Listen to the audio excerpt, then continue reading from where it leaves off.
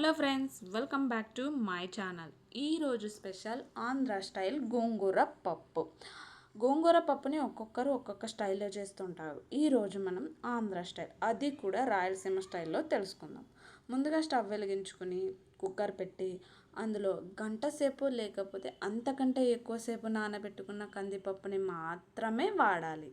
సరిపడా నీళ్ళు, ఒక మీడియం సైజ్ ఆనియన్ ముక్కలు, ఒక మీడియం సైజ్ టొమాటో ముక్కలు, చిన్నగా కట్ చేసి పెట్టుకున్న పచ్చిమిర్చి, సరిపడా పసుపు,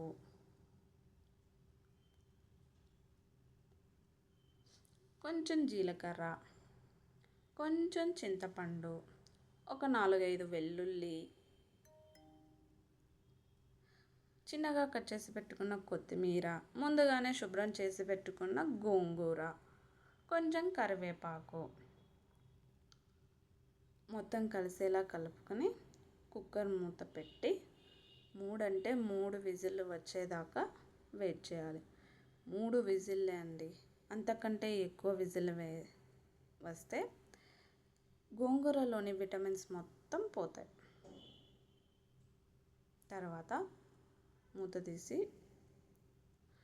ఉడికిందో లేదో చూసుకుని పప్పు కుండలోకి ట్రాన్స్ఫర్ చేసుకోవాలి. సరిపడా ఉప్పు వేసుకుని పప్పు స్మాషర్తో మెత్తగా స్మాష్ చేసుకోవాలి. మీకు ఎంత మెత్తగా కావాలో అంత మెత్తగా స్మాష్ చేసుకొని పోపు వేసేసుకోవాలి.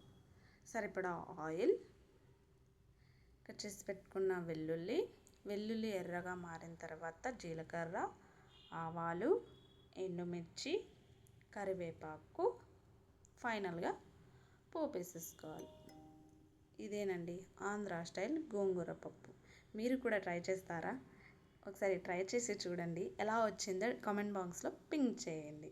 ఇలాంటి మరిన్ని ఆంధ్ర స్టైల్ వీడియోస్ కోసం మన ఛానల్ని సబ్స్క్రైబ్ చేసుకోవడం మర్చిపోకండి. Thanks for watching.